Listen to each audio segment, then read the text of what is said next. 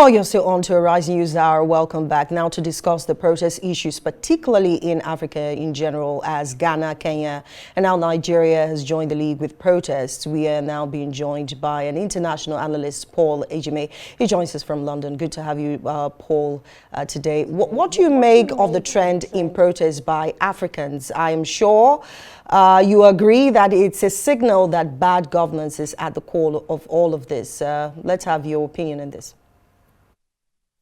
Thank you, Lizzie, for having me. Of course, you are dead right on it. It is question of governance that is the issue. So Africans, if they want to avoid or prevent this type of disaffection or resentment from the population, they have to govern and provide the people with the basics. I think you see in Nigeria they say they are hungry and then bad governance. In Kenya is the same thing, and then Ghana that you mentioned, and every other place, and then alienation of the people, and also neglect and insecurity. These are life and the well-being of the people, life, protection of life and property. If government cannot provide that, that is where you have a problem, and then you have the kind of protest that you are witnessing in some parts of Africa, and perhaps more will come because the leaders have not acquitted themselves in glory. They appear to be distancing themselves. There is a gulf between the leaders and the led, and once it is only during the election that they come to the people. And after the election, they now begin to believe as if they are from Mars or from different planets. But, governance is about service to the people. You are servants to the people. They have to call you for stewardship. You have to give account to them, to those, whether elections are over, whether, all the crisis of election, but now it is for governance. And when you cannot deliver, that is when you have this type of problem. Protest an avenue to invite military takeover, because that's the body language right from other countries that left ECOWAS. Then now we move to Kenya and then to Ghana and then Nigeria. This trend, like you said, you expect that it might swing to other countries as well.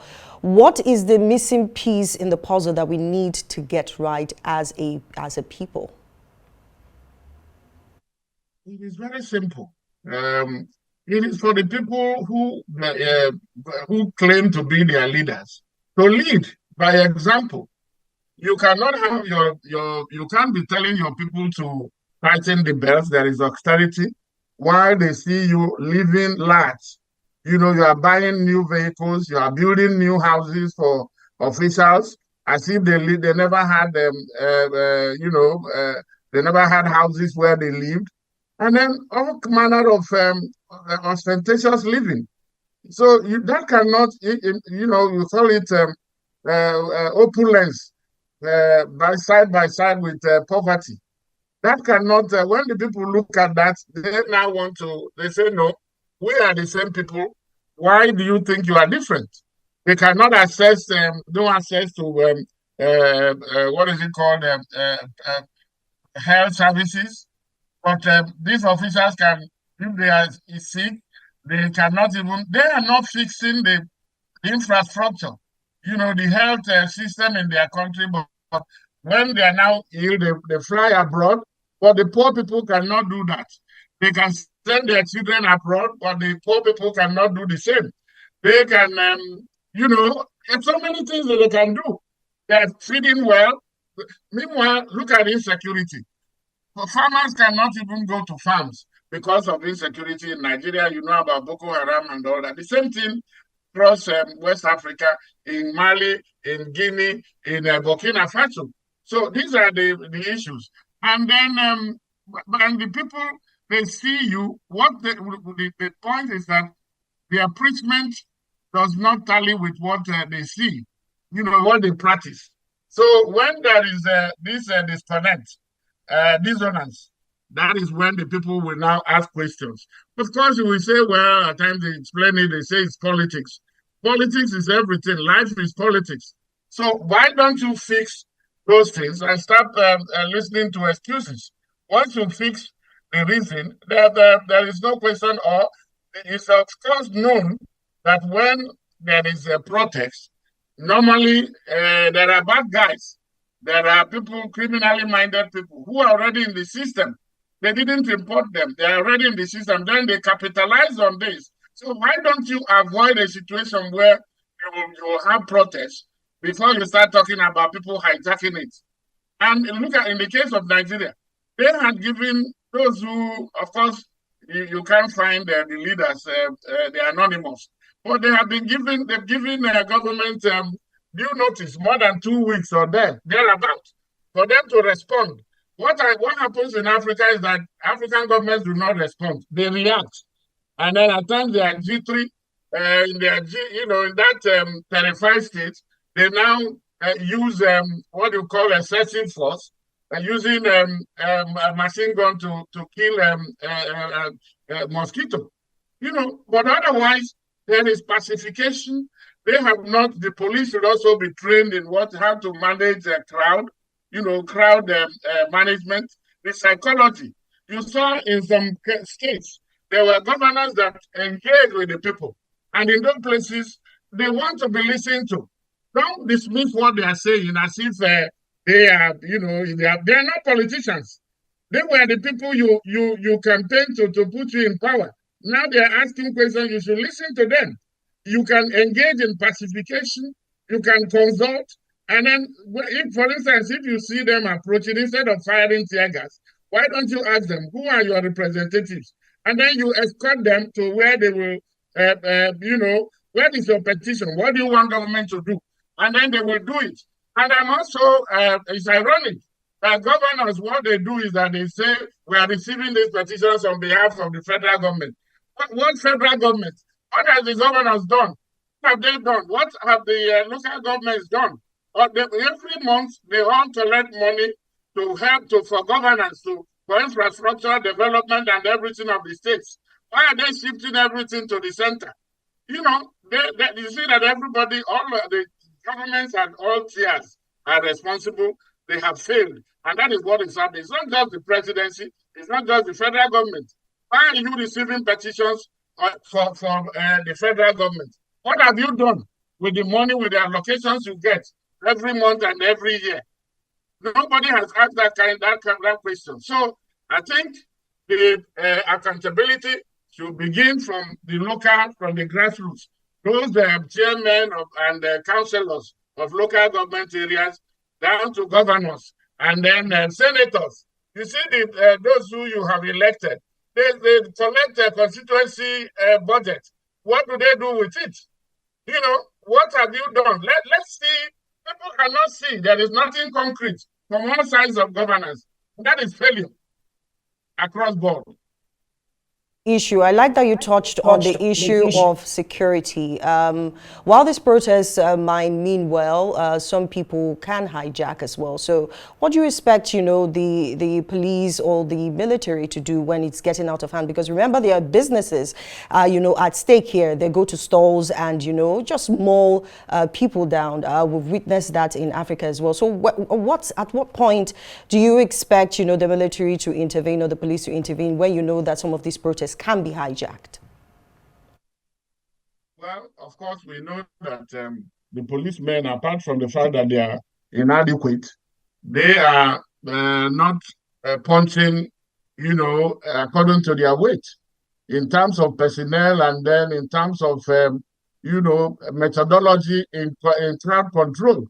It's not all the time that you start firing or you use lethal kinetic response to a peaceful demonstration. You have to be trained on the psychology of how to win, because you can engage, you can talk to them. For instance, when they gave notices, well, I noticed that policemen were meeting with themselves, among themselves, and not meeting with those who are supposed to be. They were meeting with traditional rulers. They were meeting with religious leaders. And not the people who are protesting. I haven't seen them engage the youth. Instead, what has happened is that they are even bossing or creating counter protests, trying to get some people to go and counter the other. That is not, that is puerile. That shows a lack of, strategy. It shows that they have not mastered how to do it. No, these people are somebody has told them. Some of you leaders, senators, presidents, governors, you were involved at one point or the other in protests. Why have you? Because you have now taken power. You no longer see protests as a tool. It is a constitutionally recognized parts of rule that you don't even need any notice to anybody to organize a program so long as it is peaceful. You don't need approval of anybody because it's covered under the Constitution, under the freedom of association. But these people, the things they wouldn't take in their time, now they are now in government. They don't want anybody to come to use the same tool that they have used. But kudos to President Tinubu. I saw somebody wearing a T-shirt saying that he has said that the protest or is allowed because he was one. Somebody called him. I think it was Senator Sani. And he said, these are your children. You sponsored these people in the past. Adeko was known for protest. So why is he now the head of those who were involved in Adeko and then who fought the military through protest? Those who occupied Lagos can no longer accept the fact that others have a right to also do the same thing. It shows their knee-jerk reaction. It shows that they are jittery. And it shouldn't be so. You have to sit down and work out strategies to engage with these people. And it's not only when they protest that you begin now to come up with remedies that what happened before. When the president came up on his first day, he said subsidy is gone. Did he consult with anybody? And now, why does he want everybody? Now they say he wants more time. You should be patient. Why was he not patient in announcing removing the subsidy? But first putting down some palliatives that can cushion the effect.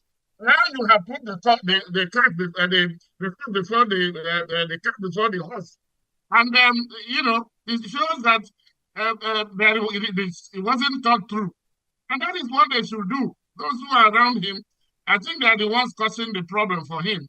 They are not helping him. They should help in trying to assuage, to pacify, to be conciliatory, not go and be fighting fire for fire or saying that we know that the politicians are the ones. Campaign has ended. The period of propaganda has ended. It is now for governance. And whatever happens now, they're not going to call his opponents. This is on his watch. Whatever happens now, it is the president. This is his administration. And he has to take responsibility and know how to manage this. In fact, he actually needs to manage some of his managers. Some of those who are managing him, they are really not helping him out. And that is a tragedy. So I think, forget that I'm concentrating on Nigeria. That's my country. And everybody is worried. How can we be going on this type of, if it is not a first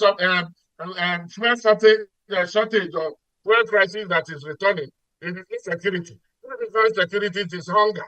If it is not hunger, it is, police brutality. If it is not police brutality, it is corruption.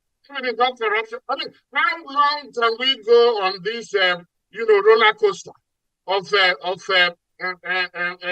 lack of performance, of failure of governance? So I think it is not rocket science. They know what to do, but they are refusing. For instance, why can't he now? The lawmakers, they announced 50% reduction in their salary. But their basic salary is really nothing compared to the allowances that they are collecting. You saw that also in Kenya, that after what happened, President Ruto is now reworking. He's trying to bring some what is it called, opposition people into the government, and that is cutting down on the cost of governance. That's part of the problem. And for instance, in the case of Nigeria, why would anybody be building another house costing billions of naira for the All right then. Thank you so much, Paul Ejime, who is an international analyst. Even though I was talking about how we can balance, the issue of hoodlums taking over protests, how we could balance that regards security. Thank you so much for taking out time to join us on Arise News. You're welcome.